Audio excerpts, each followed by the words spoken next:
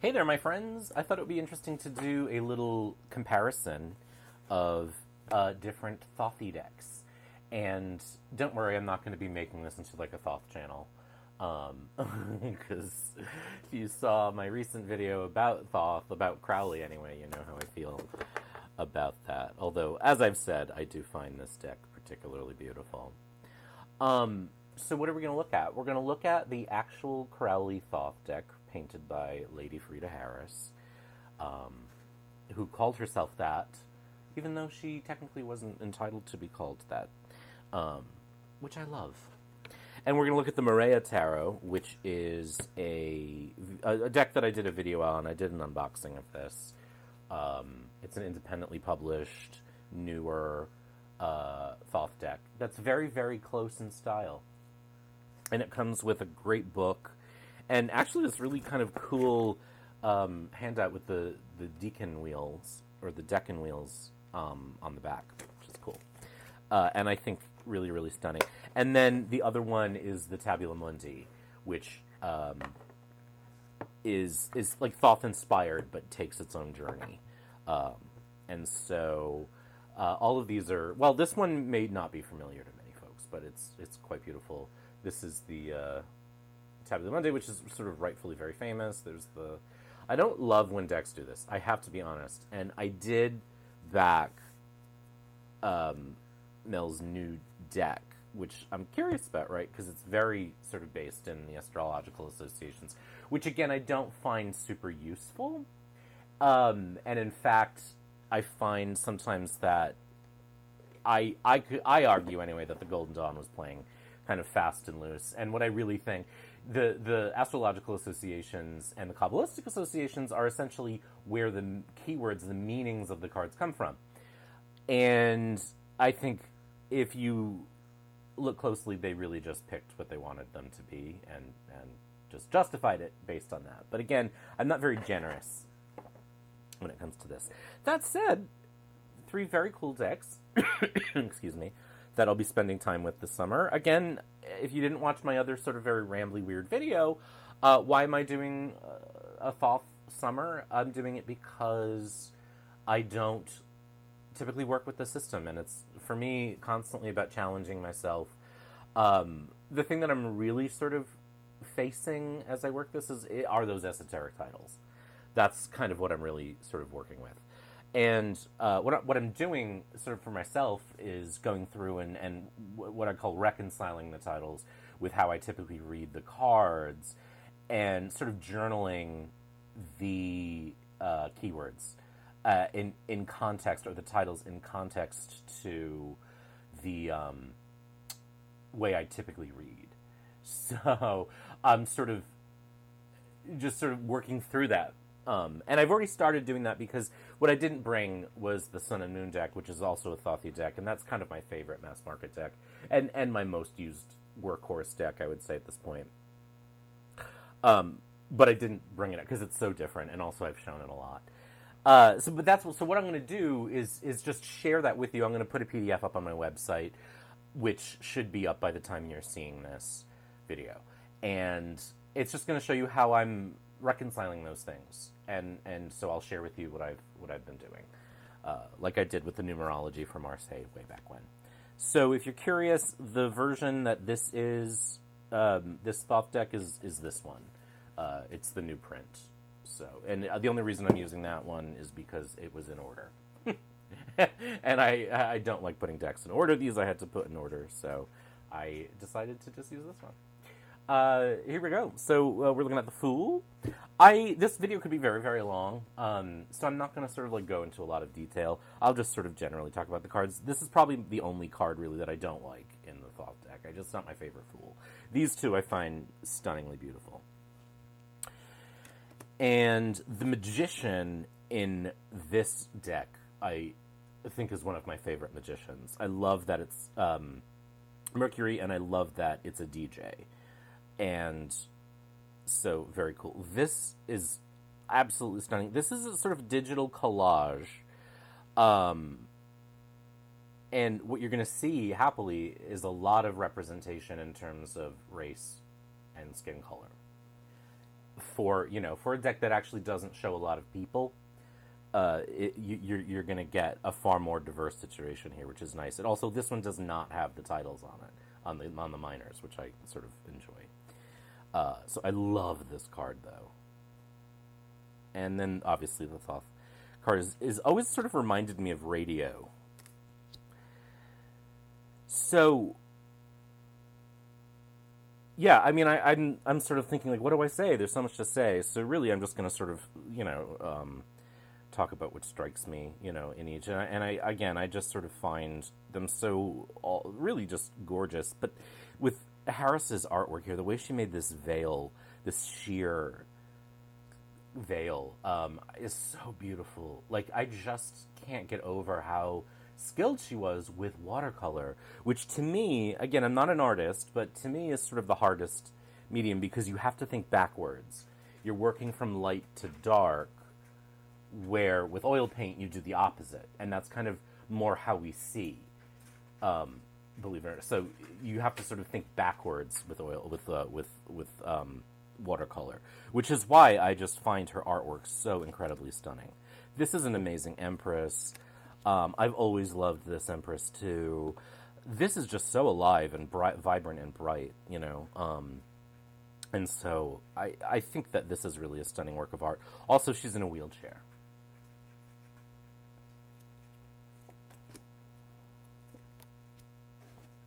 So here we have the Emperor.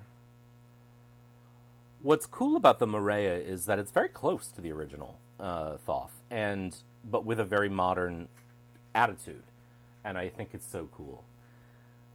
So I love the way that Milon uses bees in this deck too, which are a thing that actually comes from Thoth, or maybe earlier. But. So the Hierophant, again, this is the one I showed off the other day that looks to me kind of muddy and dead compared to the other print, the previous print of this.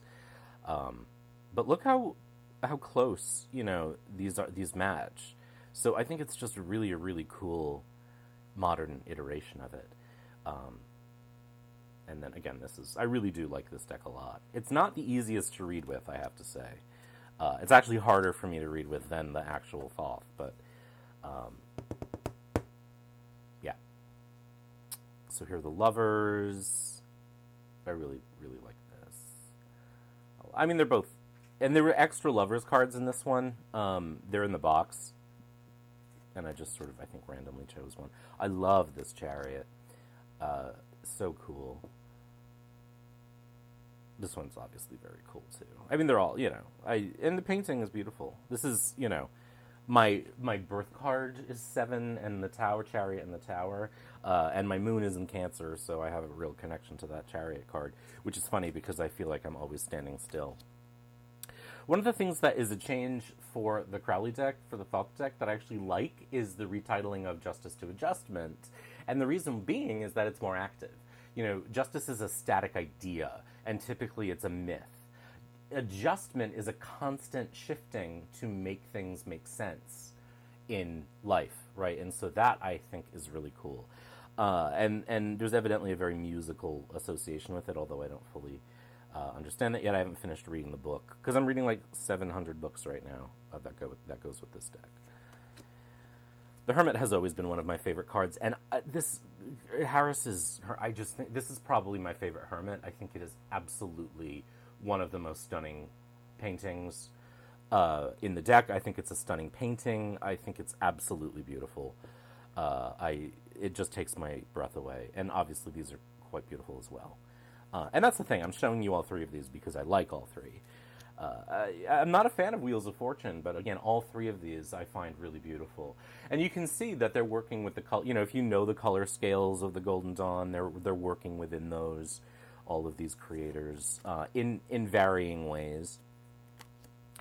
So here we come to the controversial Lust card, which would typically be Strength. Another card that I have an association with because it's associated with Leo, which is my sun sign. I don't really care about the change that much. What I've read, and again, this is from people who are Crowley fans, which look, believe whatever you believe, right? What I wish people would say is, yeah, he was an asshole, and I find these things. You know what I mean? It's like, can we just admit that the guy, like, he admitted it? Like, I don't understand why we can't have that conversation. Anyway, Lost obviously is a very sort of Crowley-esque choice, right? But what is implied is vigor, right, and life force rather than just, arm strength, right? Like, I think on the Fortune's Wheelhouse podcast, T. Susan Shane or M.N. Milon said, how like I think it was a runner or a yogi is stronger than a bodybuilder because it's working a different kind of strength. You know what I mean? I don't even know what I mean, so hopefully you know what I mean. But the idea here being that strength is the bodybuilder, and lust or vigor, vim, life force is the yogi, or the yoga practitioner. Do you know what I mean? So again, it doesn't bother me much. Although I also read recently that this deck is considered contraband in prison because this card is considered pornographic. So, frankly,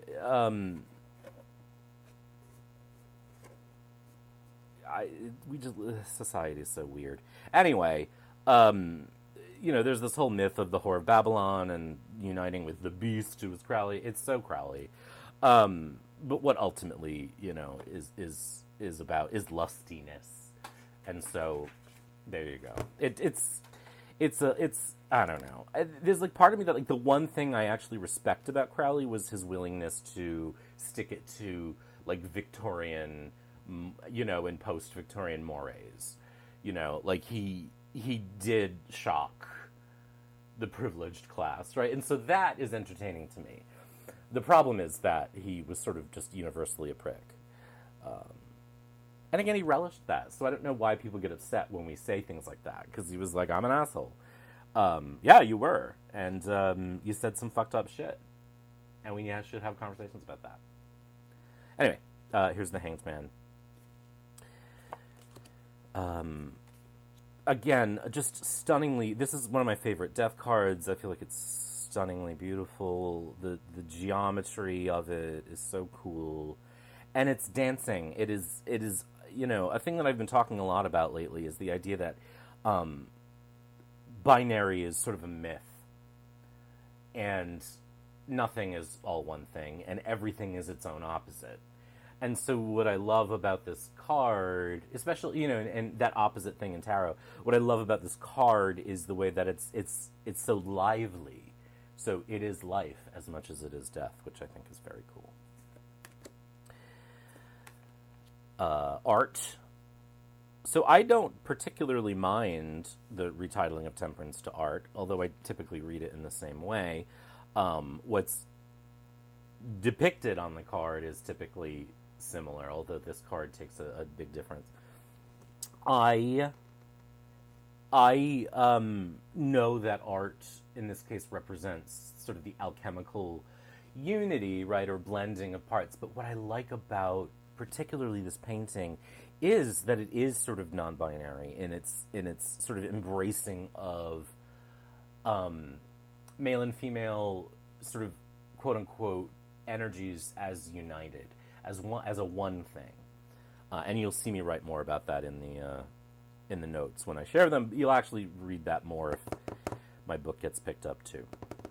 So again, I don't love like the alchemical stuff. It's just not interesting to me. But beautiful artwork, and I like the idea of that blend. The Devil, a thing I really like about Crowley's deck is again that the Devil is not an evil card. It is, in many ways, actually, they paint it exactly how I read it, which is a very sexy card, typically, or a pre kind of indoctrination card, a primal card, a sort of essential card, of who we really are. Now, obviously, this giant dick in the card is quite noticeable, and tastefully done, I guess. you actually also see it in this card too, and it's very, very, what it is. This one takes a sort of more modern and I think maybe more appropriate approach to it, but it is a sex card to me. So the phallic nature of it, and the other thing that I've started to do when I see sort of the obsession with phallic symbols in this deck is to think in terms of mushrooms, which is sort of like a weird like leap to make, right? But the shape is similar. And mushrooms are one of the most complicated, fascinating life forms on the planet, and the cells, the mycenae, I think is how it's pronounced, like can cover huge landscapes and just be one. It's so there's a powerful life force to fungus, and maybe that's a weird thing to make a connection to, but I start thinking that way, right? Because what I'm not interested is sort of the phallocentric stuff, and this deck is kind of full of it because Crowley was obsessed with his genitals. An appropriate thing to be talking about with the Tower card, which I often frequently associate with sex and sexuality too. Again, this is probably one of my favorite Tower cards. The painting, I think, is just stunning. But obviously these are both, or all three are quite striking. All three of these stars I find breathtakingly beautiful. The star is associated with Aquarius, which is my rising sign, so enjoy that as well. Let's see, the moon. The moon is actually a pretty negative card in the Crowley system, believe it or not. One thing I want to say, I'm just noticing it on this print too, I talked about this, the border on this edition looks like watercolor. It's a little fainter than the other edition, but it looks actually quite pretty. So anyway, the moon, fairly negative actually in that system. The sun, this is stunning too. And again, obviously, so are these. I sort of am weirdly in love with the kind of like Renaissance alchemical art style. I don't know why, but I really enjoy it. Here's the Aeon replacing Judgment. This comes from the fact that, Crowley believed that in, I think, 1904, a new Aeon began of Horus. And so it replaces the waking up of Judgment. His philosophy was that the Great Awakening or the Judgment had already happened. Whatever you believe, that was his thing. And then we have the universe. And again, all three really, really stunning works. So now we get into the minors, and I'll go through these pretty quickly. I am impressed with how well this deck mirrors this. This is interesting because it's a whole different way of looking at things.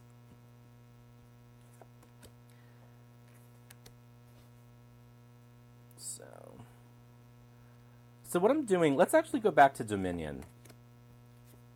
What you'll see in my notes, right, when I publish them on my website, is like Dominion and the Two of Wands. So how I read the Two of Wands, typically, twos attract. They're magnetic. They also repel, because magnets can do that too. Fire is hot, right? So the two typically, to me, is like a sexual attraction. Or just a passionate yen for something, a desire for something, or kind of a violent opposition to it. Dominion, as the keyword, extends from the fact that the esotericists deeply believed in the idea that humans had dominion over this planet. And it comes from a deeply colonial, France and the UK were the two places where these systems evolved, two of the biggest colonizers on the planet. And philosophically, Dominion was part of the, the Christian worldview, and the Golden Dawn was a Gnostic Christian organization. And as much as Crowley hated Christianity, he loved colonization.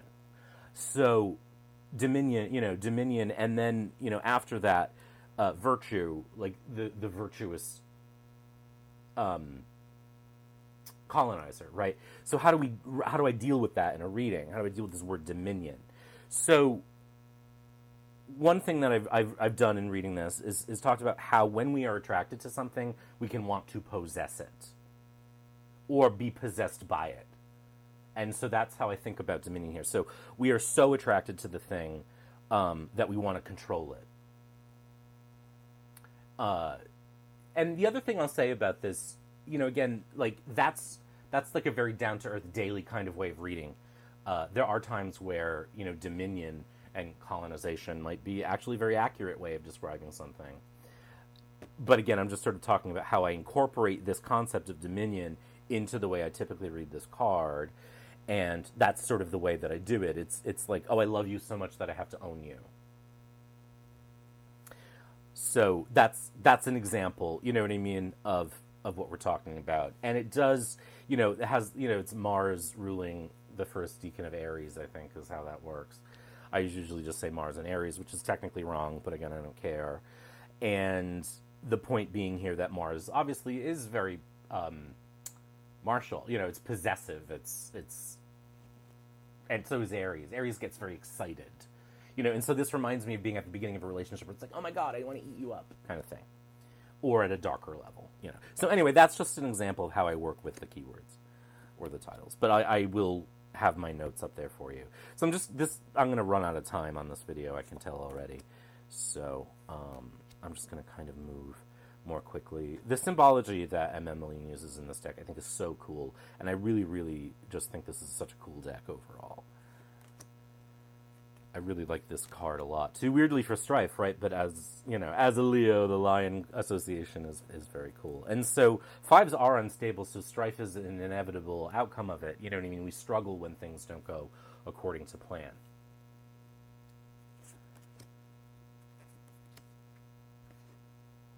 So, I mean, again, the way that she sort of mimicked is so cool. I just think this is such a cool deck. And this color story is just so cool.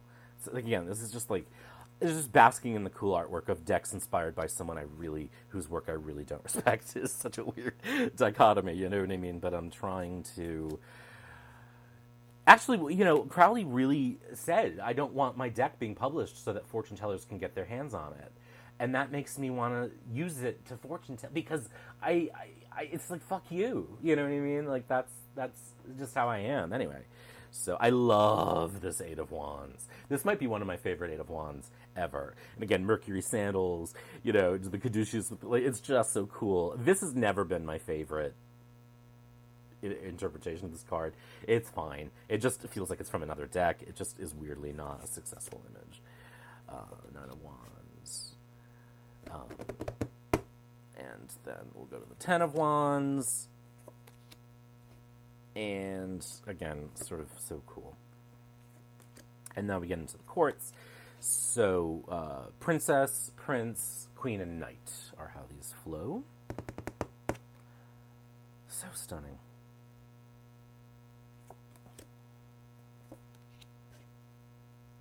I love this knight. Reminds me of Lestat in Queen of the Damned, which is a terrible movie, but he was pretty.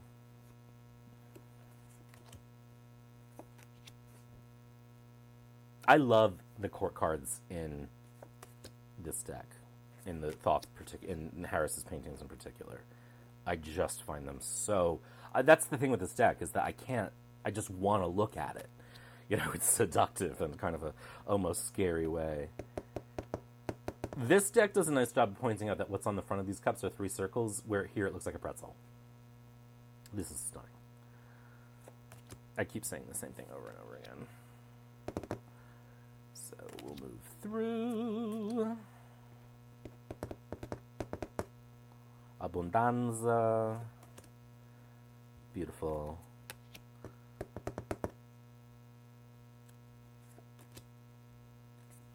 Real different version here. Very, very striking.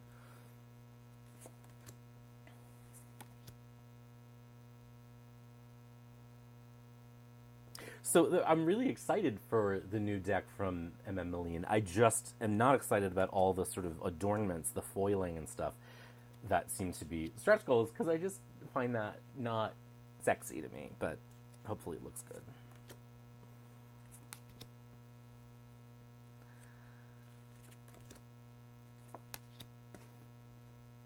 They say happiness is a thing you can't touch.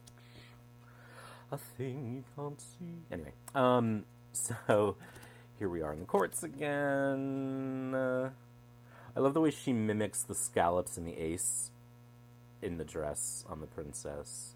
And those cards in this system have a relationship because they both govern quarters of the zodiac or something. I've been cramming a lot of information, as you can see, in my inimitable fixed way.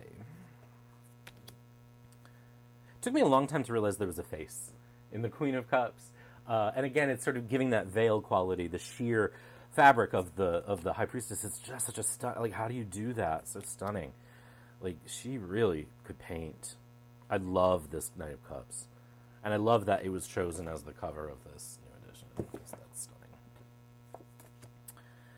Swords, everyone's favorite suit.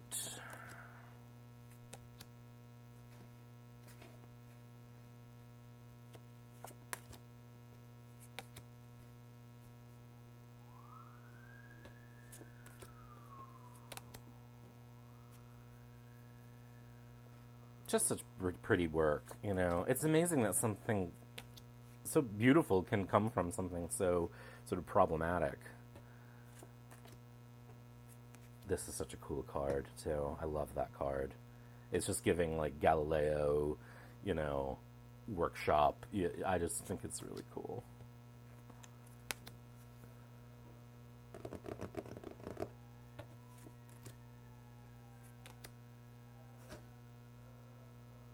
Just think, again, like, look how nice these translate. It's so cool. And then again, such a different interpretation.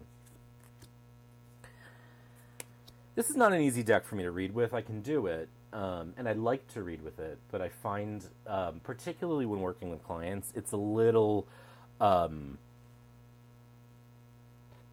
it can be a lot. Not that this one can't be, but I think in a weird way people get hypnotized by this deck, which is helpful actually as a reader because you're not necessarily super worried that they're going to jump to conclusions.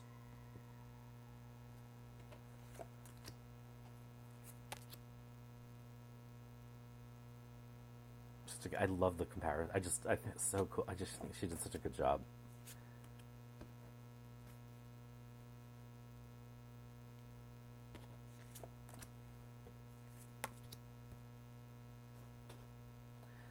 Here we are in the suit of discs. I really love this.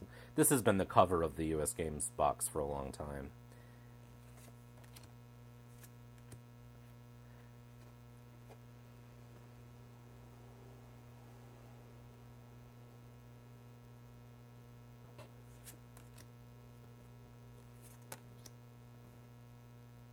It took me a minute to realize that we were looking at sort of a castle from above, which is a really cool perspective.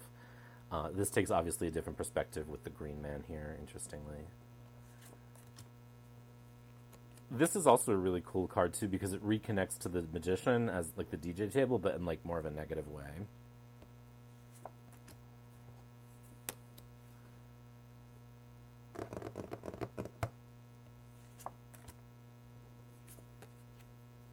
If you get this deck, if you don't have it already, get the book because it's worth reading.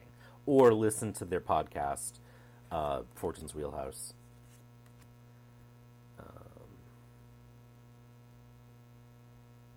Prudence. So this is very faithful, but contemporary. This is its own thing, you know, which is almost such its own thing. I didn't compare it in this video, but I figured, you know, I haven't made a video about this deck, and so I just figured, you know, why the hell not? And then I think this is my favorite court. I mean, this is the cover of Duquette's book, and I love the painting.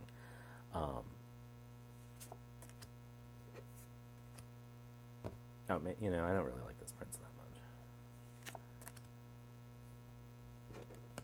The queen, I think, is very cool. And then the Knight. The Knight of Pentacles has always been one of my favorite cards anyway. And that's no different here. So there you go, my friends. Just a little comparison of 3 Thoth-based decks, 2 modern, 1 original. This is the Tabulum. Oops.